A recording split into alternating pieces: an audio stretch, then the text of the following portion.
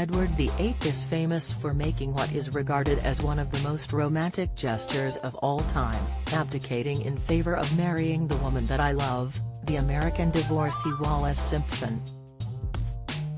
His declaration was made official when they tied the knot on June 3, a date insensitively chosen according to Andrew Loney, writing in his 2021 book Traitor King, for it was his brother King George VI's birthday.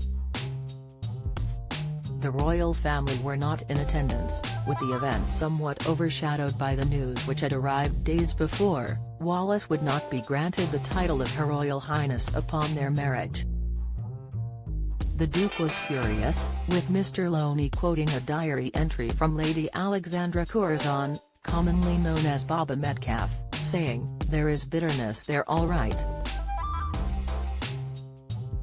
Baba, who was married to the Duke's best man and attended the humble wedding ceremony, sensed negativity on the wedding day too, describing how she struggled to stop herself from crying, suggesting that Wallis did not love Edward equally. The best man, Edward Dudley Metcalfe, known as Fruity, was an officer in the Indian Army and a close friend of the Duke of Windsor. In fact, Edward once wrote to him deploring how much he was missing him, describing him as his greatest man friend. Fruity was therefore made his best man, and his wife Baba, a daughter of George, Lord Curzon of Kettleston, former Viceroy of India, accompanied him to the wedding. But she did not warm to Wallis, noting that the socialite barely appeared to look as though she loved Edward. She wrote, if she occasionally showed a glimmer of softness, took his arm, and looked at him as though she loved him, one would warm towards her, but her attitude is so correct and hard. The effect is of an older woman unmoved by the infatuated love of a younger man.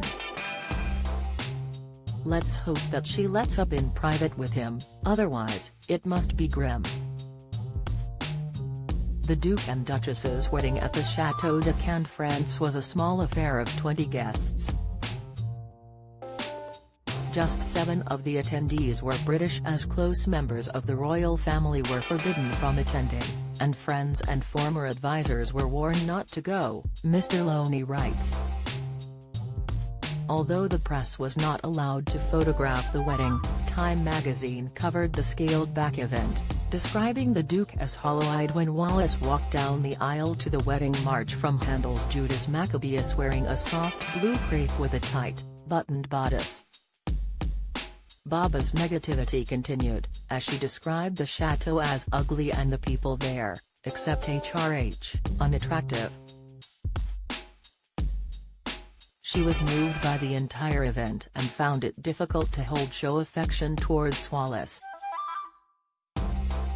She continued, it was hard not to cry.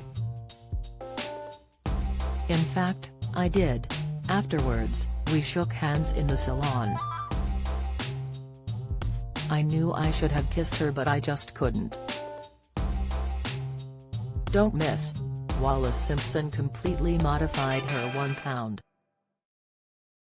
million emerald engagement ring. Report, 86-year-old peer made for Edward VI's coronation goes on sale. Insight, Wallis Simpson's home screamed wealth, but had constant tension. Analysis, she added, in fact, I was bad all day, my effort to be charming and to like her broke down. I don't remember wishing her happiness or good luck as though she loved him. The whole event was wrapped up by 3:15 p.m. and Wallis wandered into the garden with Edward's advisor Walter Monckton, who warned that she would be heavily scrutinized in light of the sacrifice her now husband had made. She appeared well aware of this as she turned to him and said, Walter, don't you think I have thought of all that? I think I can make him happy. Their relationship was under a great deal of pressure from then on, as Mr. Loney noted, it was a marriage that could not afford to fail. The price had been too high.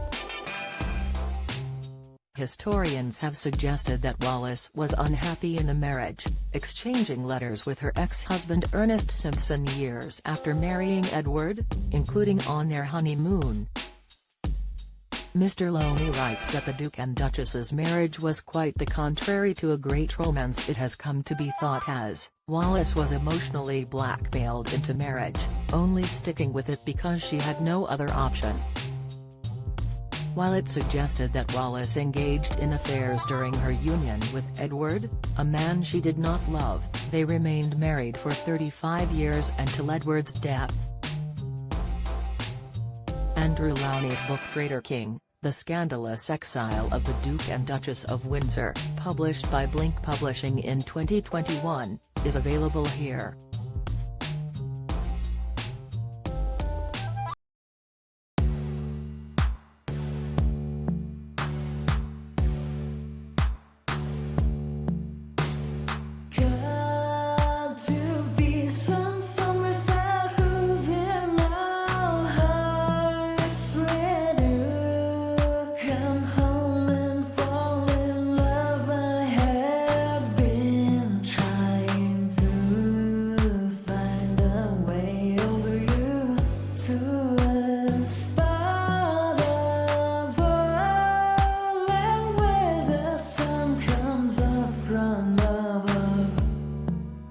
Now